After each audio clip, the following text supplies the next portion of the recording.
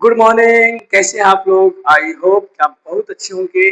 आज बहुत खुशी के साथ मैं कह रहा हूं कि मेरा यूट्यूब चैनल नया होने के बावजूद मैंने आज से अब हर एक चैप्टर का एक्सप्लेनेशन क्लास 10th के बच्चों के लिए, क्लास 9th के बच्चों के लिए स्टार्ट कर रहा हूं।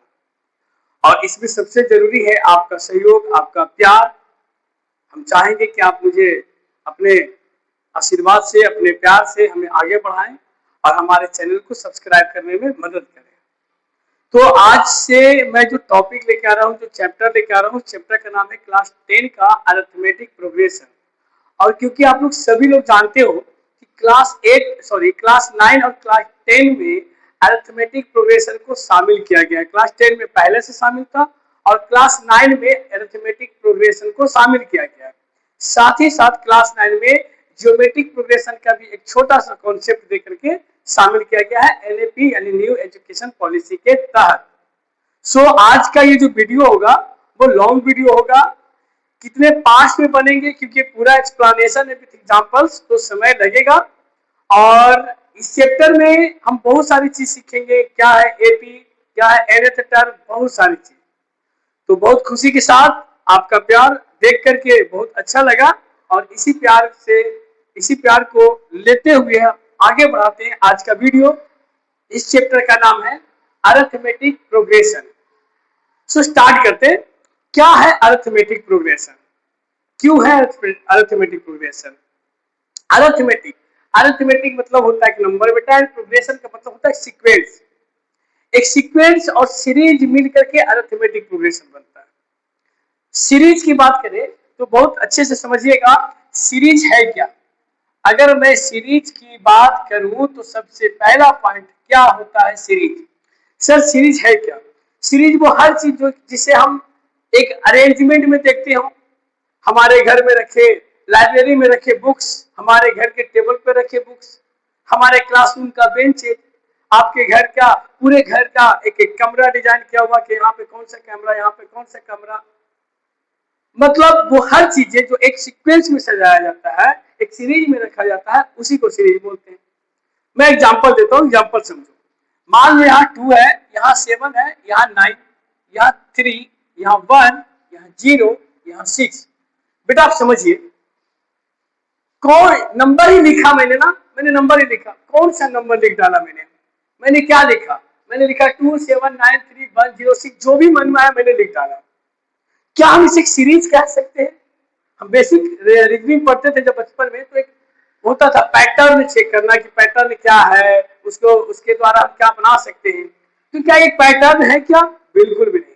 ये है क्या? 2 7 9 3 1, एक लाइक का नंबर जो लिखा हुआ है। लेकिन अगर हम इसको एक सिस्टमैटिक ढंग से अरेंज करने की कोशिश करें, जैसे हम घर की सीढ़ी बनाते हैं, तो इतना ही पहला सीढ़ी और दूसरे सीढ़ी के बीच का जो डिस्टेंस होता है, तीसरा सीढ़ी के बीच में वही डिस्टेंस होता है, चौथे सीढ़ी के बीच में वही डिस्टेंस होता है, इवन कि लास्ट सीढ़ी जो होगा उस सारी सीढ़ी के बीच का डिस्टेंस इक्वल होगा, उसको बोलते हैं सीरीज। तो सीरीज इंपॉर्टेंट है समझना, उसके बाद धीरे धीरे धीरे हम चीजों को क्लियर करेंगे। तो अब बात करते हैं सीरीज क्या है सर। तो अब पहले तो हम इसे हटाते हैं और बेटा हम देखेंगे कि जब इसको हम इरेज करने जा रहे हैं तो क्या होने वाला है, सीरीज है क्या। तो अगर मैं सीरीज की बात करूं तो मैंने कुछ नंबर लिया 5, अगेन ले लिया 7, 9, 11, उसके बाद बेटा 13। ये जो नंबर बढ़ रहे हैं दैट इज कॉल्ड सीरीज। क्यों? क्योंकि इक्वल पैटर्न पर है सर। 5 के बाद 7, 2 का डिस्टेंस, 7 के बाद 9, 2 का डिस्टेंस, 9 के बाद 11, 2 का डिस्टेंस, 11 के बाद 30, 2 का डिस्टेंस।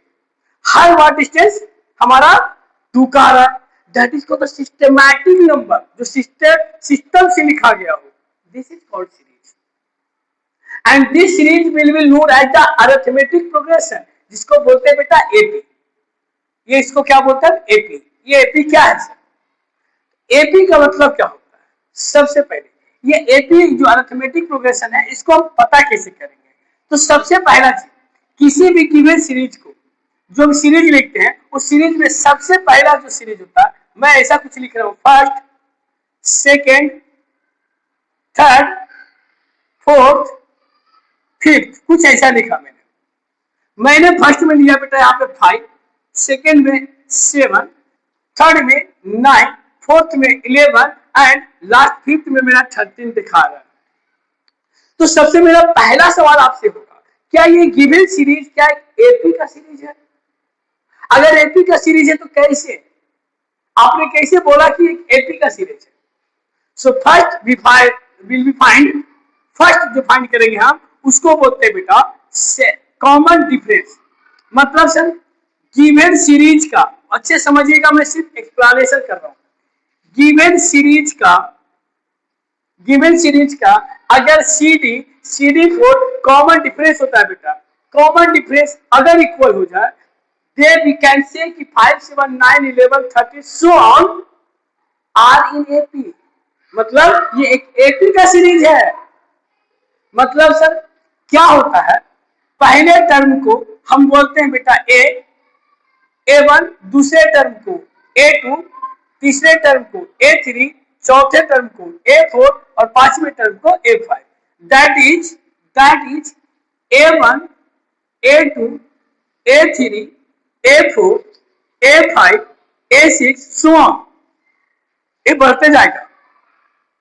तो A1 is the called first term, A2 second term, A3 third term, A4 fourth term, A5 fifth term, A6 sixth term, ये लास्ट तक जाएगा या इंडिफिनिट तक जा सकता है, बहुत अनंत तक जा सकता है। मुझे पता करना है कि सर ये जो सीरीज है क्या ये सीरीज एपी का है या नहीं, क्या ये सीरीज एपी का है या नहीं। तो ये जो एपी का सीरीज है या नहीं पता करने के लिए मुझे इसके बीच का डिफरेंस पता करना होगा। और अभी मैंने एक बात बोला, इसके बीच का डिफरेंस लाइक का सीढ़ी बेटा, घर में जो लैडर होते हैं, पहले सीढ़ी और दूसरे सीढ़ी के बीच का डिस्टेंस, दूसरे और तीसरे लैडर के बीच का डिस्टेंस, चौथे और पांचवें बीच का डिफरेंस, पांचवें छठे के बीच का डिफरेंस अगर इक्वल होता है देन वी कैन से कि ये सीरीज एपी का सीरीज है। तो सबसे पहले how to check a given series are in AP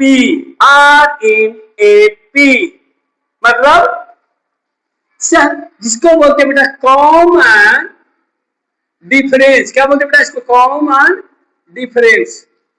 common difference denoted by C.D। इसका पता कैसे करना है, दिस विल बी दिस, यानी A2 minus A1 is equal to A3 minus A2 is equal to A4 minus A3 dot dot dot.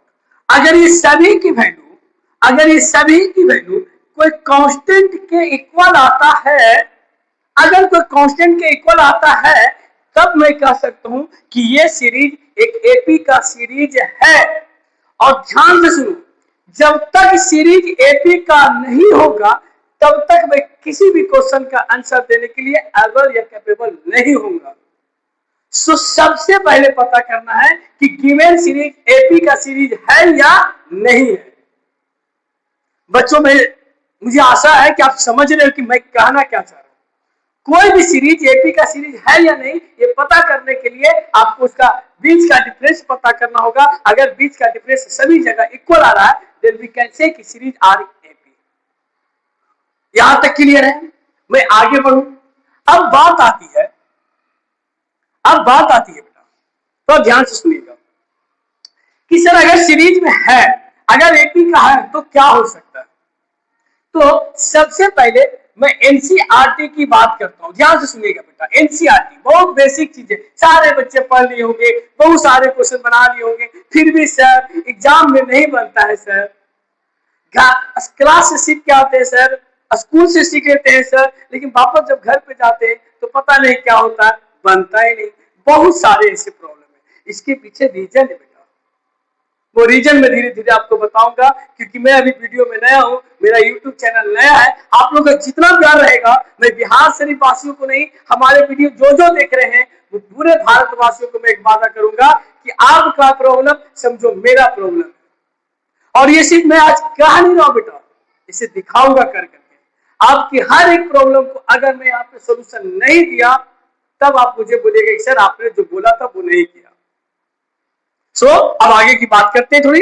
NCERT क्या कहता है, इतना अगर आपने समझा है तो आप पॉज करें, स्क्रीनशॉट लें।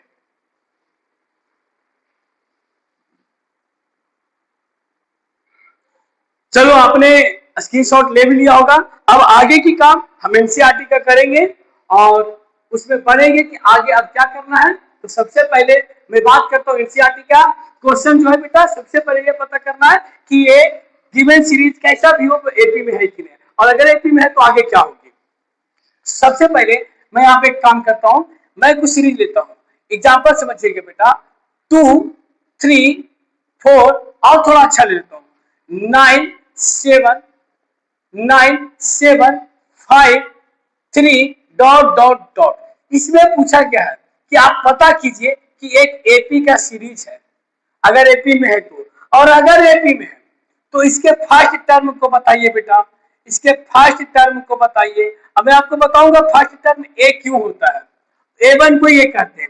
अगर ऐसा है तो पूछेगा इसका सीडी क्या होगा। ये 3 क्वेश्चन बेटा, तो अगर आपसे ये 3 क्वेश्चन पूछा जा रहा है कि ये गिवन सीरीज एपी का है नहीं, तो पहले आपको क्या पता करना है, सीडी। क्या पता करना है, सीडी। अगर आप सीडी पता कर लिए तो आपका काम अच्छा हो जाता है। सबसे पहले मैं सीडी की बात करता हूँ। देन सीडी बराबर अभी अभी मैंने सीखा है a2 minus a1, a3 minus a2, a4 minus a3, ऐसा सो ऑन। देन मेरे पास जितना टर्म है उसके हिसाब से मैं काम करता हूँ। तो 7 minus 9 is equal to 5 minus 7 is equal to 3 minus 5। अब देखते हैं बेटा, यहां करेंगे तो -2, यहां करेंगे तो -2 और यहां करेंगे तो -2। अब जरा गौर से देखिए बेटा कि हमारे पास कॉमन डिफरेंस कितना आ गया, -2।